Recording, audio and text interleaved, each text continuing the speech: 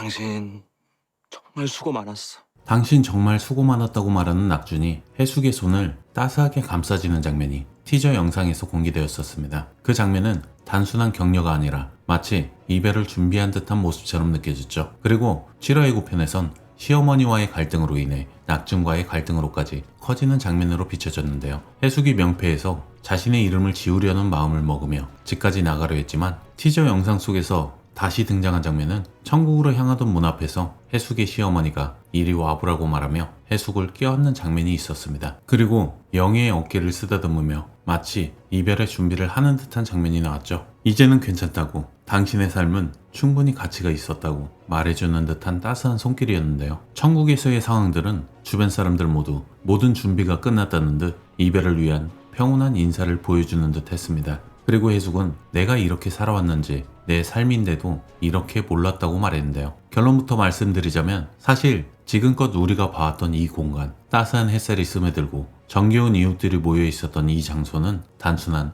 천국이 아니었습니다. 이곳은 천국으로 향하는 문 앞에 위치한 징검다리 같은 장소였던 것입니다. 여기에 들어선 순간 그들은 다시금 자신의 삶을 되짚어야만 했고 남은 미련이나 후회가 있다면 그것을 놓아야만 비로소 그 문을 통과할 수 있었죠. 아무것도 천국으로 가지고 갈 수가 없었습니다. 천국으로 들어가는 사람들은 모두 처음부터 하나둘씩 소지품을 들고 천국에 입장했었습니다. 그러나 그 소지품은 전부 놓고 들어갈 수밖에 없었죠. 하지만 해숙만 유일하게 소지품이 없었는데요. 자신도 무엇인가 소중한 것을 들고 있어야 한다고 생각하고 있었지만 유일하게 해숙만 아무것도 들지 않고 있던 것은 천국에서 만날 자신의 인연들 때문이었습니다. 해숙이 원하던 모든 것은 천국에서 만날 수 있었는데요. 낙준도 만나고 소냐, 심지어 영애까지 전부 한 공간에서 만났죠. 사실 여기에는 외국인이 한 명도 안 보이길래 천국도 국가별로 분류가 된 건가? 란 생각도 들었습니다. 그런데 다시 생각해보면 낙준이 죽기 전 나 때문에 그냥 보낸 당신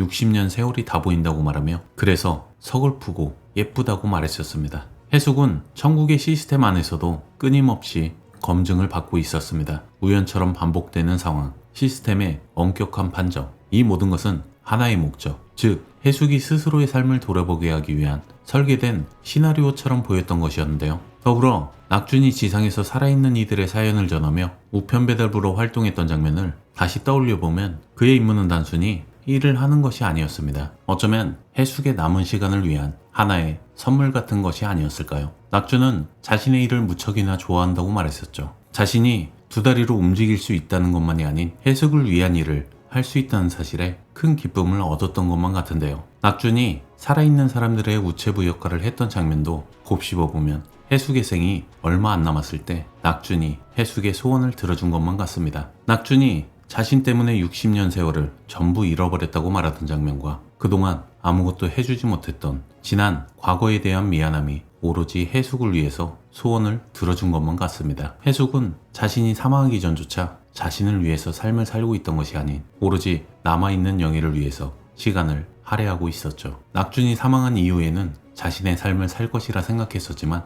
여전히 해숙은 타인을 위해 살아가고 있었습니다. 그리고 그 상황을 낙준은 지켜보고 있었죠. 또한 해숙이 천국에 입장했을 때 검사장을 통과한 곳과 매우 흡사한 장소를 지나가려 하는 장면과 해숙에게 전부 그리움 가득한 모습을 보여준 장면을 보면 해숙은 사실 사망한 것이 아니라 삶이 얼마 남지 않았을 때 해숙에게 모든 과거를 되돌아보게 만든 장소인 듯 보였는데요. 해숙이 지나갈 그 문을 마지막으로 이곳은 단순한 천국의 입구가 아닌 생과 사 사이에 존재하는 마지막 징검다리, 일종의 기억의 복도처럼 보였는데요. 해숙이 들고 있던 아무 소지품도 없는 빈소는 곧 그녀가 아무런 미련 없이 삶을 정리하고 있다는 상징이기도 했습니다. 이곳은 해숙이 마지막으로 자신의 삶을 천천히 되짚어보며 떠나기 전 마지막 인사를 나누는 공간이었던 것인데요. 결국 이 모든 여정은 죽음을 그리는 이야기가 아니라 삶을 정리하는 방법에 대한 이야기였습니다. 우리는 모두 삶의 마지막 순간이 오면 이렇게 기억을 돌아보고 후회 없는 작별을 꿈꾸게 됩니다. 하지만 정작 본인의 삶을 살지 못했던 해숙에게 낙준은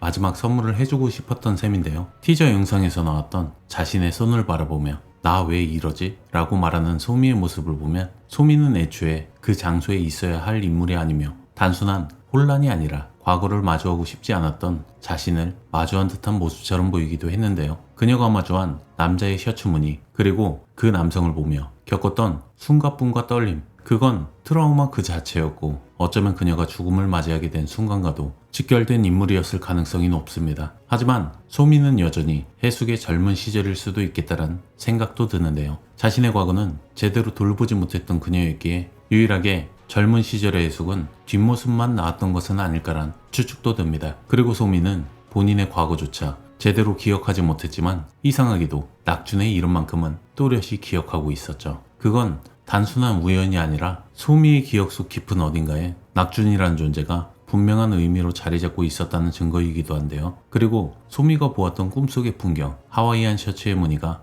해변으로 착각될 만큼 반복되던 그 이미지도 결국 어떤 끔찍했던 사건의 기억이 그녀의 무의식 속에 억눌려 있었다는 증거였습니다. 다른 이들은 죽음을 받아들이거나 삶을 정리하는 위치에 있었지만 소미는 여전히 본인의 위치를 정하지 못한 채 방황하고 있었는데요. 티저 영상에서 유일하게 소미와의 작별 인사만 나오지 않았던 이유는 소미가 해숙일 수도 있다는 것을 강력하게 암시하는 복선과도 같아 보입니다. 또한 소냐만 소미를 알아보았던 것도 소미가 해숙이기 때문에 소미를 알아보았던 것만 같아 보이는데요. 과연 해숙이 지나갈 그 문 너머에는 진짜 천국이 기다리고 있을까요? 아니면 다시 한번 삶으로 돌아가는 기회가 주어질지도 모르겠습니다. 자기 자신을 위한 삶을 살아가지 못했던 해숙이라는 인물을 통해 시청자들에게도 본인의 삶을 뒤돌아볼 수 있게 만드는 그런 이야기로 마무리될 듯 보여집니다. 낙준이 천국의 우체부 역할을 하며 지상에 있는 사람들의 바람을 들어주는 역할을 해주었었지만 정작 자신을 돌보지 못한 해숙에게만큼은 자신의 삶을 돌아볼 수 있게 모든 상황을 만든 것만 같은데요. 그리고 낙준이 당신 정말 수고 많았어요 라고 말했던 그 말은 그것은 단지 위로가 아니라 해숙에게 허락된 마지막 배웅이자 진심 어린 작별이자 지금껏 말하지 못했던 마지막 인사였습니다. 시어머니도 살아생전에 한 번도 하지 못했던 이승에서 풀지 못한 응어리들을 그 공간에서 해숙에게 미안함을 전하며 모든 사람이 해숙을 떠나보낼 준비를 마친 듯 보여지죠. 그 장면은 단순한 이별이 아니라 해숙이 처음으로 자신만의 삶을 걸어가는 시작점이었습니다. 남을 위해 살아온 삶이 아니라 오롯이 자신의 이름으로 시작하는 새로운 여정. 자신의 삶을 뒤돌아보고 되새기는 그 모습은 어쩌면 그것이 해숙에게 주어진 진짜 천국이었는지도 모릅니다. 아직도 여전히 우리가 알지 못하는 수많은 복선과 단서들이 다음 회차에서 어떤 식으로 밝혀질지 궁금한데요. 이제는 그 장면 하나하나가 모두 의미심장하게 다가올 듯 보여집니다. 오늘의 이야기에 공감하셨다면 구독, 좋아요 부탁드립니다. 지금까지 메가무비였습니다.